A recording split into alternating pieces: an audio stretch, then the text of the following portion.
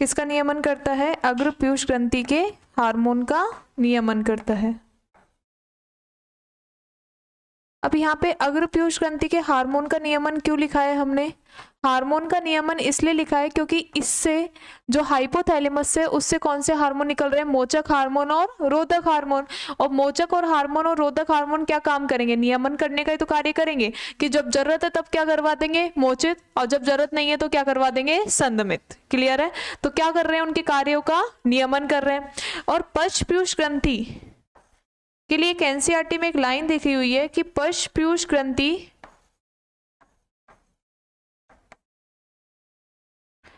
सीधे हाइपोथैलेमस के तंत्रिकीय नियंत्रण में है।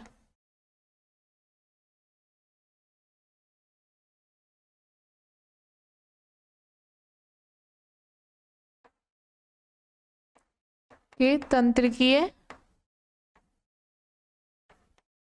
नियंत्रण में।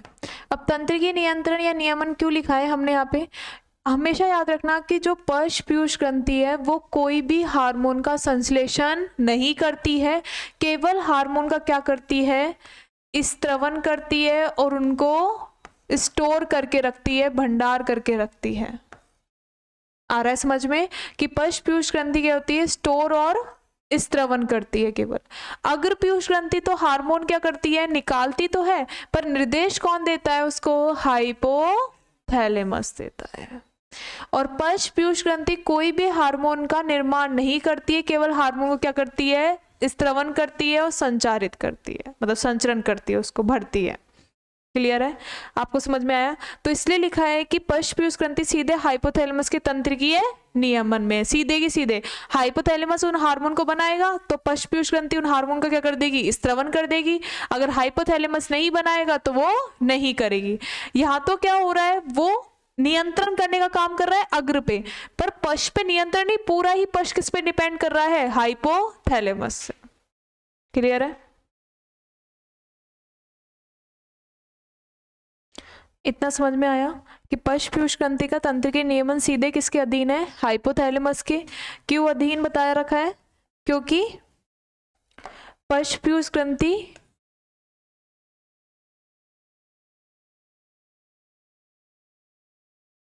क्या करती है? हार्मोन का संग्रह व स्त्रवन करती है। क्या करती है? संग्रह व स्त्रवन करती है। हार्मोन का संश्लेषण नहीं करती है। हार्मोन का संश्लेषण नहीं करती है। कौन नहीं करती है हार्मोन का संश्लेषण? पश्च पीयूष ग्रंथि।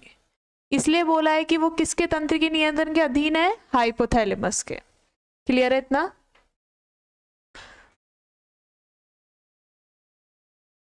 अब हमें क्या देखना है? हम ये देखना है कि पीयूष ग्रंथि जो अग्र है और जो पश्च है वो कौन कौन से हार्मोन का संश्लेषण कर रही है, कौन से हार्मोन का स्त्रवन कर रही है, कौन से हार्मोन का संग्रह करनी है। तो हम इस सबको एक टेबल की फॉर्म में, एक चार्ट की फॉर्म में देखेंगे। ठीक है? कि अग्र पीयूष ग्रंथि कौन से हार्मोन का कर रही है और पश्च पीयूष ग्रंथि कौन से हार्मोन का कर रही है, और उनके हार्मोन के कार्य क्या क्या हैं। तो सबसे पहले मैं बात करती हूँ, यहाँ पे हम लिखेंगे हाइपोथैलेमिक हार्मोन। कौन सा हार्मोन है ये? Hypothalamic hormone.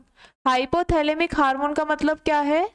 हाइपोथैलेमस से निकलने वाले हार्मोन। ठीक है? तो पहला क्या हो गया? Hypothalamic hormone. हाइपोथैलेमिक हार्मोन किसको निर्देश देगी? पीयूष ग्रंथि को। ठीक है? पीयूष ग्रंथि पे जाएगी। उसके बाद पीयूष ग्रंथि से बाद में क्या आएगा? आपका टारगेट ऑर्गन। कि टारगेट ऑर्गन क्या है? टारगेट ऑर्गन मतलब लक्ष्य अंग।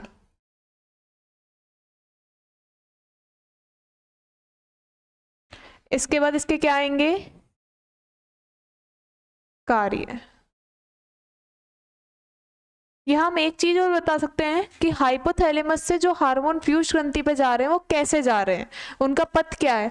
या तो वो निवाहिका शिरा के थ्रू जाएंगे या फिर वो किसके थ्रू जाएंगे, तंत्रिकाक्ष के थ्रू। इतना क्लियर है। अब सबसे पहले मैं बात करती हूँ हाइपोथैलेमिक हार्मोन में। सबसे पहला हार्मोन हम ले लेते हैं GHRH। क्या होता है GHRH? Growth hormone releasing hormone, ठीक है। इसी को बोला जाता है सोमेटोक्राइनिन। क्या बोला जाता है? सोमेटोक्राइनिन, ठीक है। कहाँ पे जाएगा? पीयूष ग्रंथि को उत्तेजित करेगा। पीयूष ग्रंथि कौन सा हार्मोन निकालेगी? GH, ग्रोथ हार्मोन, या हिंदी में क्या बोलोगे? वृद्धि हार्मोन, यही बोलेंगे। और कैसे जाएगा ये हार्मोन पीयूष ग्रंथि के कौन से भाग पे जाएगा? भाई पीयूष ग्रंथि के भाग भी मैं यहीं पर लिख रही हूं। पीयूष ग्रंथि के कौन से वाले भाग से निकलेगा? अग्र पीयूष ग्रंथि। कौन सी ग्रंथि से निकलेगा? अग्र पीयूष ग्रंथि। इतना क्लियर है। कैसे जाएगा? पोर्टल वेन, निवाहिका शिरा, इसको इंग्लिश में क्या बोलते हैं? Portal vein. पीवी लिख दिया। पीवी का मतलब क्या है? निवाहिका शिरा। इतना क्लियर है। अब वृद्धि हार्मोन का लक्ष्यांग क्या होगा? शरीर की कोशिकाएं। क्या होगा लक्ष्यांग? शरीर की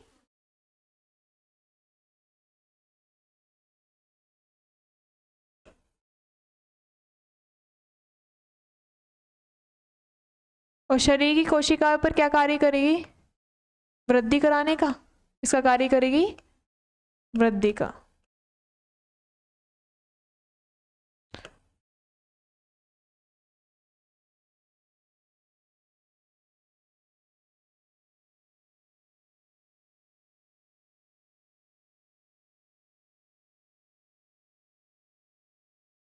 क्या कराएगी? वृद्धि। छोड़ो, क्या कराती है? वृद्धि। अगला देखते हैं। अगला कौन सा हो जाएगा? ये तो कौन सा हो गया? Growth hormone releasing hormone, growth hormone inhibiting hormone, GHIH। इसी को क्या बोलेंगे? सोमेटोस्टेटिन। क्या बोलेंगे? सोमेटोस्टेटिन। अग्र पीयूष ग्रंथि पे जाएगा और अग्र पीयूष ग्रंथि पे जाके हार्मोन का मोचक कराएगा? नहीं कराएगा? नहीं कराएगा, उसको रोकेगा। कौन सी ग्रंथि पे जाएगा? अग्र पीयूष ग्रंथि पे। और हार्मोन का मोचक कराएगा? नहीं कराएगा। तो यहां पे क्या लगा देंगे? क्रॉस, ठीक है। शरीर की कोशिकाओं पर क्या कार्य करेगा? कार्य तो वही रहता है, शरीर कोशिका। वृद्धि नहीं कराएगा, क्योंकि कैसा हार्मोन है? इनहिबिटिंग है। क्लियर हो गया। तीसरा आता है आपका थायराइड रिलीजिंग हार्मोन, TRH। कौन सा लिखा है? थायराइड रिलीजिंग को क्या बोलेंगे हिंदी में? मोचक हार्मोन। किसके थ्रू जाएगा? वही पीवी के थ्रू चल रहा है सब अभी तक। और किस पे जाएगा? कौन सी ग्रंथि पे? अग्र पीयूष ग्रंथि पे। फिर अग्र पीयूष ग्रंथि कौन सा हार्मोन निकालेगी? ये निकालती है थायराइड स्टिमुलेटिंग हार्मोन, TSH। क्या निकालेगी? थायराइड स्टिमुलेटिंग हार्मोन, जिसको क्या बोलते हैं? TSH। हिंदी में क्या बोलेंगे? थायराइड प्रेरक हार्मोन। कौन सा हार्मोन बोलेंगे अच्छा? थायराइड प्रेरक हार्मोन। इतना समझ में आ रहा है आपको कैसे कैसे कार्य कर रहा है, कौन किस पे कार्य करती जा रही है। अब थायराइड प्रेरक हार्मोन किस पे कार्य कर? लक्ष्यांग कौन सी ग्रंथि होगी? थायराइड ग्रंथि। कौन सी ग्रंथि होगी? थायराइड ग्रंथि। और थायराइड ग्रंथि पता है कौन से हार्मोन निकालती है? ये निकालती है आपका T3 और T4। T3 क्या होता है? इनको बोला जाता है थायरोक्सिन हार्मोन। कौन सा हार्मोन बोला जाता है? Thyroxine hormone. एक बार दोबारा समझ लो क्या क्या बताया। हाइपोथैलेमस से हार्मोन निकलेगा, जैसे कौन सा हार्मोन है, थायराइड मोचक हार्मोन। कौन सी ग्रंथि पे जाएगा, अग्रपीयूष ग्रंथि पे। अग्रपीयूष ग्रंथि कौन सा हार्मोन निकालेगी, थायराइड स्टिमुलेटिंग हार्मोन या थायराइड प्रेरक हार्मोन। फिर ये कौन सी ग्रंथि पे जाएगा, थायराइड ग्रंथि पे। भाई हार्मोन को कार्य करने के लिए किसके पास जाना होता है, ग्रंथि के पास। अब प्रेरक हार्मोन है तो कौन किसको प्रेरित करेगा, थायराइड ग्रंथि को। फिर थायराइड ग्रंथि भी क्या निकालेगी, हार्मोन। कौन सा हार्मोन निकालेगी, T3 और T4। आप देख रहे हो मेन कार्य हाइपोथैलेमस कर रहा है, और हाइपोथैलेमस से चल रहे थे कहां तक, आ गए थायराइड ग्रंथि तक। तो मुख्य हार्मोन कौन निकालता है, हाइपोथैलेमस। तभी तो बोलते हैं मास्टर ऑफ मास्टर ग्लैंड। आप बोलो कि थायराइड ग्रंथि थायरोक्सिन हार्मोन निकाल दो, ऐसा नहीं हो सकता।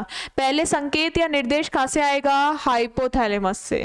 फिर हाइपोथैलेमस से पीयूष ग्रंथि के पास, और पीयूष ग्रंथि से लक्ष्यांग। लक्ष्यांग कौन रहेगा इसका, थायराइड ग्रंथि। तो हर किसी हार्मोन का लक्ष्यांग अलग अलग होता है। वृद्धि हार्मोन का लक्ष्यांग क्या होगा, शरीर की कोशिकाएं। क्लियर है इतना।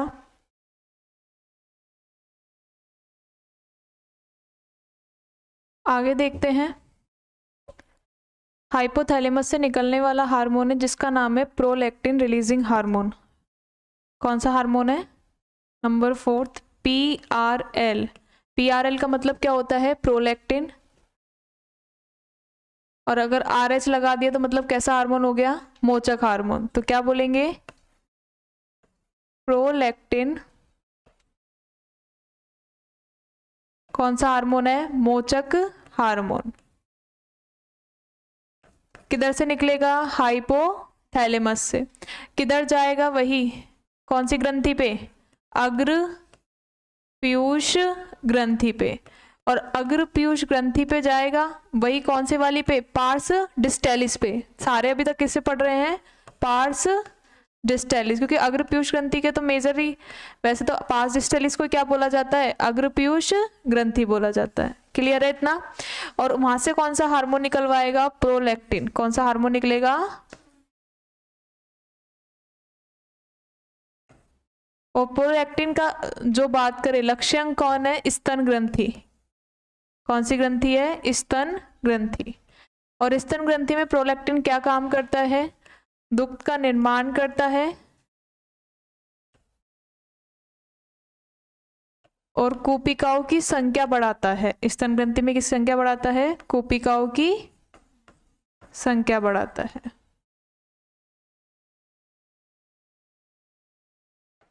क्लियर है इतना। तो प्रोलैक्टिन रिलीजिंग हार्मोन या मोचक हार्मोन कहां से निकला, हाइपोथैलेमस से। किस पे कार्य करा, पीयूष ग्रंथि पे। और पीयूष ग्रंथि की बात करें तो पीयूष ग्रंथि से फिर कौन सा हार्मोन निकला, प्रोलैक्टिन। इसका जो बात करें लक्ष्यांग कौन सा है, स्तन ग्रंथि। क्या काम करता है, दुग्ध का निर्माण करवाता है। ठीक है, अगला हार्मोन आता है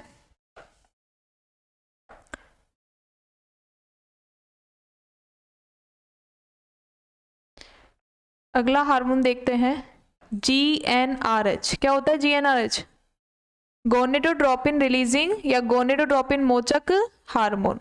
कौन सा हार्मोन है, गोनेडोट्रोपिन मोचक हार्मोन। किस पर जाएगा, वही कौन सी ग्रंथि पे, अग्रपीयूष ग्रंथि पे। ठीक है, और कौन सा हार्मोन निकलवाएगा, गोनेडोट्रोपिन हार्मोन। कौन सा हार्मोन निकलेगा, गोनेडोट्रोपिन हार्मोन। और गोनेडोट्रोपिन हार्मोन दो होते हैं, कौन कौन से पता है, LH और FSH। कौन कौन से होते हैं, LH और FSH। अब LH क्या होता है, FSH क्या होता है, वही नहीं पता होगा। ठीक है, LH का मतलब होता है ल्यूटिनाइजिंग हार्मोन। क्या मतलब होता है, ल्यूटिनाइजिंग हार्मोन। और FSH का मतलब होता है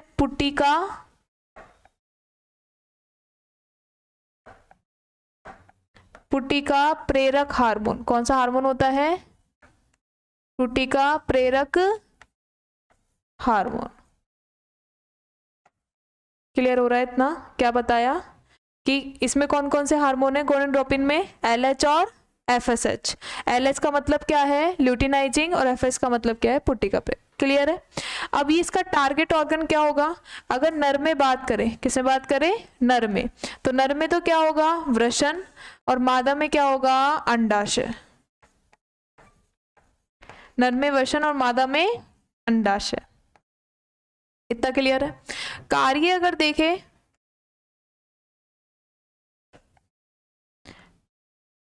एफएसएच तो मादा में क्या कराता है, अगर मैं एफएसएच की बात करूं, किसकी बात कर रहे हैं, एफएसएच। एफएसएच मादा में क्या कराता है, पुटिकाओं की वृद्धि कराता है। किसकी वृद्धि कराता है, पुटिकाओं की वृद्धि, क्योंकि नाम ही क्या है इसका, पुटिका प्रेरक हार्मोन। तो किसकी वृद्धि करा रहा है, पुटिकाओं की वृद्धि कराता है। ठीक है। और एफएसएच अगर नर में बात करें तो शुक्र जनन की प्रक्रिया को प्रेरित करता है। कौन सी प्रक्रिया, शुक्र जनन की, मतलब शुक्राणुओं को उत्पादन की। इतना क्लियर है। एलएच की बात करें तो एलएच मादा में क्या कराता है, अंडोत्सर्ग करवाता है। क्या करवाता है, अंडोत्सर्ग। अंडोत्सर्ग मतलब अंड का मोचक। इतना समझ में आ रहा है। एलएच मादाओं में क्या करवाता है, अंडोत्सर्ग करवाता है।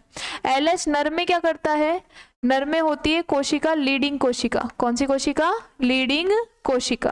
तो लीडिंग कोशिकाओं पर कार्य करता है, ये लीडिंग कोशिकाओं को प्रेरित करता है और उससे एक हार्मोन निकलवाता है, टेस्टोस्टेरोन। कौन सा हार्मोन निकलता है, टेस्टोस्टेरोन। आया आप लोग को समझ में, क्या बताया कि अगर बात करें एफएसएच मादा में क्या कर रहा है, पुटिकाओं की वृद्धि करा रहा है। नर में क्या कर रहा है, शुक्रजनन कर रहा है। एलएच मादा में क्या कर रहा है, अंडोत्सर्ग करवा रहा है, मतलब अंड का मोचन। और एलएच नर में क्या कर रहा है, लीडिंग कोशिकाओं पर कार्य कर रहा है, जिससे कौन सा हार्मोन निकल रहा है, टेस्टोस्टेरोन हार्मोन। क्लियर है इतना। तो कूपिकाएं किसमें पाई जाती है, स्तन ग्रंथि में। तो कूपिकाओं की संख्या बढ़ाता है, ये स्तन ग्रंथि की वृद्धि कराता है। और टेस्टोस्टेरोन को ही क्या बोलते हैं, एंड्रोजन बोलते हैं। चलो स्टूडेंट आगे देखते हैं। हमने 5 हार्मोन तो देख लिए थे। कौन कौन से हार्मोन देख चुके थे हम, जीएच वृद्धि हार्मोन देख चुके थे। वृद्धि हार्मोन में हमने 2 देखे थे, एक तो मोचक हार्मोन और एक रोधक हार्मोन। इसके बाद हमने अगला हार्मोन कौन सा देखा था, प्रोलैक्टिन भी देखा था। इसके अलावा हमने और कौन सा देख लिया, थायराइड वाला, थायराइड स्टिमुलेटिंग हार्मोन। इसके अलावा एक और देख चुके हैं हम, कौन सा वाला, गोनेडोट्रोपिन। और गोनेडोट्रोपिन में 2 देखे थे, एलएच और एफएसएच। अब आगे बात करते हैं, वही टेबल दोबारा बना रहे हैं कि सबसे पहले कौन सा हो जाएगा, हाइपोथैलेमिक हार्मोन। हाइपोथैलेमिक हार्मोन मतलब क्या है, जो हाइपोथैलेमस से निकल रहा हो, उस हार्मोन को हम क्या बोलते हैं, hypothalamic hormone.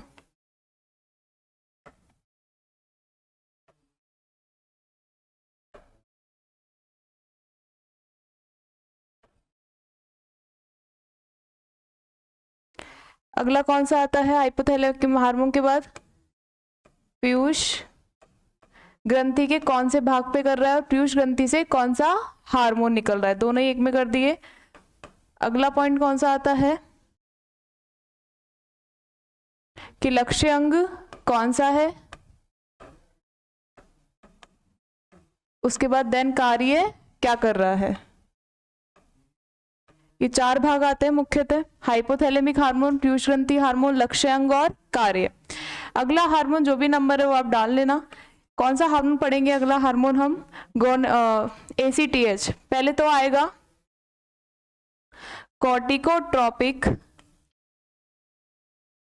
कॉर्टिकोट्रोपिक releasing hormone. Short form क्या हो जाएगी इसकी, CRH। शॉर्ट फॉर्म क्या जाएगी, CRH। हिंदी में क्या बोलेंगे, कॉर्टिकोट्रोपिक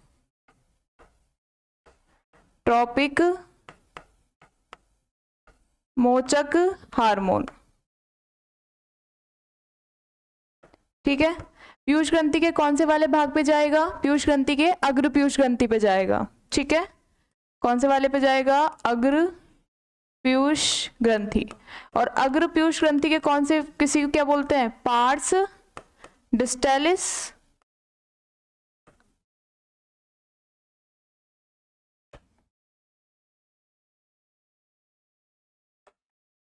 इस पे जाएगा, पार्स डिस्टेलिस पे। ठीक है। उसके बाद लक्ष्य अंग कौन सा रहेगा इसका भाई, और फिर कौन सा हार्मोन निकालेगा, अग्र पीयूष ग्रंथि, वो भी मैं यहीं पे लिख देती हूँ। अग्र पीयूष ग्रंथि फिर निकालेगा एडिनो कॉर्टिकोट्रोपिक हार्मोन। कौन सा निकालेगा, एडिनो कॉर्टिकोट्रोपिक हार्मोन, जिसको हम क्या बोलते हैं शॉर्ट फॉर्म में, ACTH। क्या बोलते हैं, ACTH, एडिनो कॉर्टिकोट्रोपिक हार्मोन। इसके अलावा फिर बाद में लक्ष्य अंग कौन सा रहेगा, वही कौन सी ग्रंथि, अधिवृक्क ग्रंथि। और फिर अधिवृक्क ग्रंथि कौन सा हार्मोन निकालेगी, कॉर्टिकॉइड्स। कौन सा निकालेगी, कॉर्टिकॉइड्स। आपको समझ में आया कैसे कैसे बताया कि सबसे पहले कौन सा हार्मोन निकला, कॉर्टिकोट्रोपिक रिलीजिंग हार्मोन, जिसको हम क्या बोलते हैं, कॉर्टिकोट्रोपिक मोचक हार्मोन। कहां से निकला, हाइपोथैलेमस से। आके किस पे काम करा, पीयूष ग्रंथि पे। कौन सी पीयूष ग्रंथि पे, अग्र पीयूष ग्रंथि पे।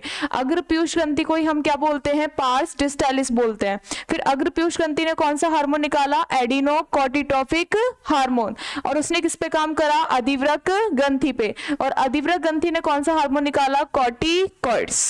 इतना क्लियर है। अगले हार्मोन पढ़े। अगला हार्मोन आता है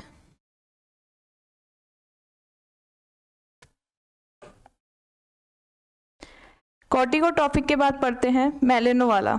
ठीक है, सबसे पहले आएगा MRH। MRH का मतलब क्या होता है, मेलेनोसाइट मोचक हार्मोन। ये याद रखना, ये किस पे जाता है, पार्स इंटरमीडिया से। किस पे जाएगा, पार्स इंटरमीडिया। ये एक हार्मोन है जो किस पे काम करता है, पार्स इंटरमीडिया। फिर पार्स इंटरमीडिया कौन सा निकालेगी, MSH। MSH की फुल फॉर्म क्या होती है, मेलेनोसाइट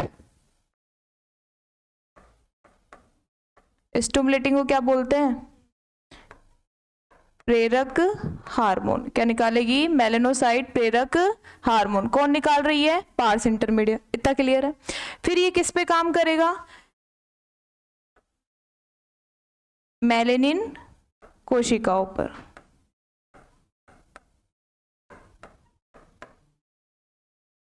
या फिर किस पे काम बोल सकते हैं, मेलेनोसाइट से। मेलेनोसाइट मतलब मेलेनिन युक्त कोशिकाओं पर। वही टारगेट ऑर्गन क्या होगी, त्वचा। क्या होगी, त्वचा। और त्वचा पे अपन बात करें, त्वचा पे क्या काम करेगा, त्वचा पे वर्णकता का कार्य करता है। क्या प्रदान करता है, वर्णकता। वर्णकता मतलब कलर, पिगमेंटेशन।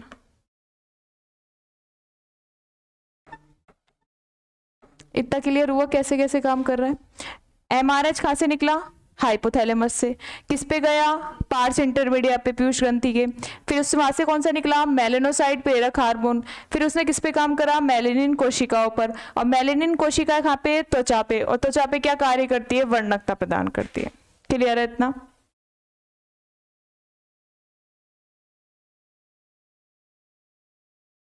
चलो अगला हार्मोन देखते हैं। अब हमारे पार्स डिस्टलिस, पार्स इंटरमीडिया मतलब एडिनो हाइपोफाइसिस से निकलने वाले सारे हार्मोन क्या हो चुके हैं, कंप्लीट हो चुके हैं।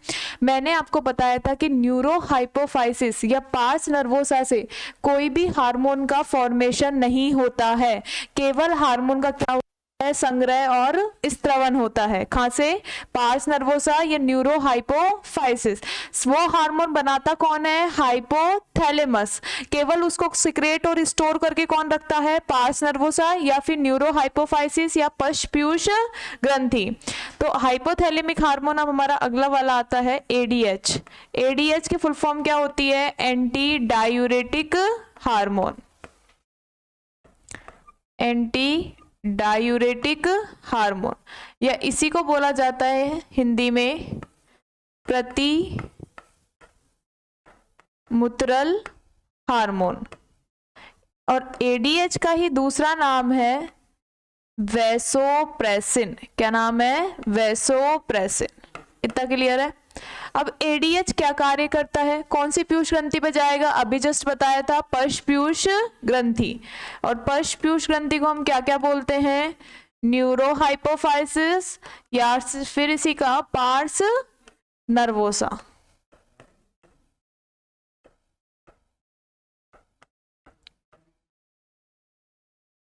या फिर न्यूरो हाइपोफाइसिस।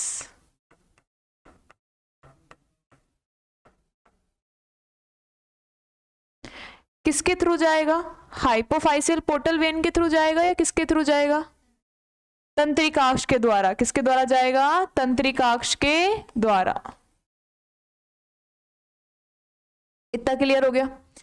अब लक्ष्यांग कौन रहेगा? मैं पढ़ा चुकी हूं उत्सर्जन वाले चैप्टर में कि एडीएच हार्मोन का लक्ष्यांग होता है वृक्काणु का दूरस्थ भाग, जिसको हम क्या बोलते हैं? डीसीटी। वृक्काणु कहाँ उपस्थित होते हैं? वृक्काणु का दूरस्थ भाग मतलब किडनी। वृक्काणु मतलब नेफ्रॉन कहाँ उपस्थित होंगे? किडनी में।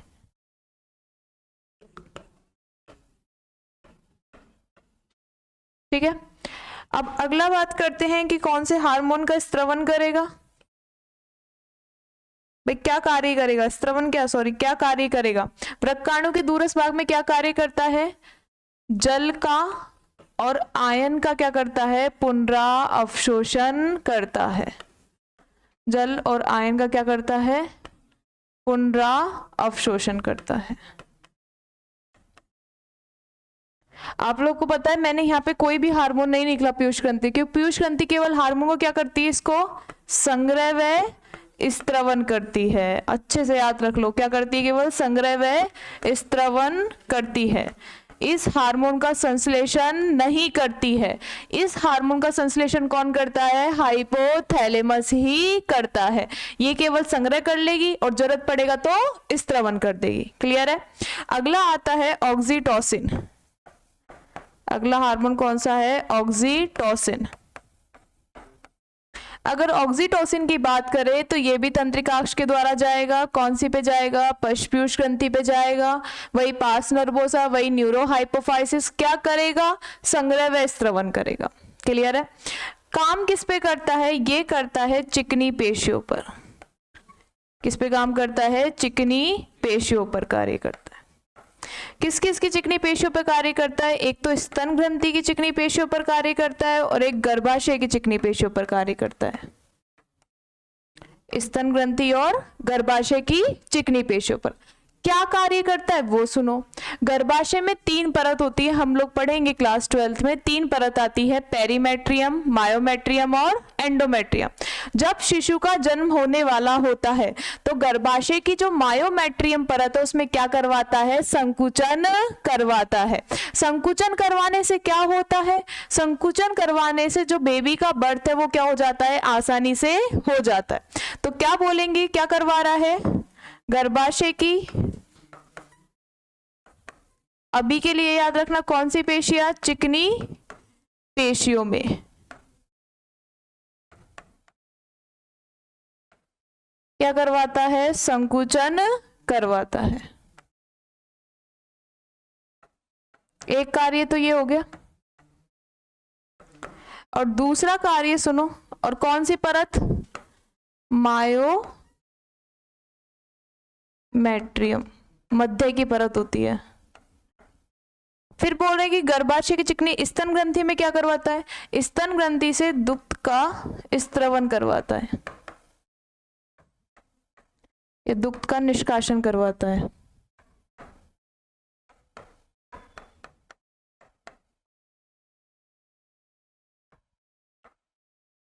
जिसको इंग्लिश में बोलते हैं इजेक्शन ऑफ मिल्क।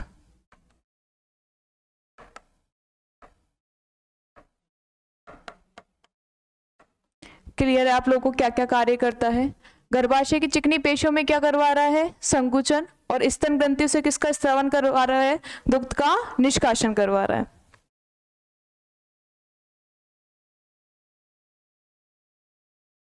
ठीक है। अब मतलब आपका पीयूष ग्रंथि वाला जो पूरा पार्ट है और पीयूष ग्रंथि से निकलने वाले सारे हार्मोन है वो सब कंप्लीट हो चुके हैं।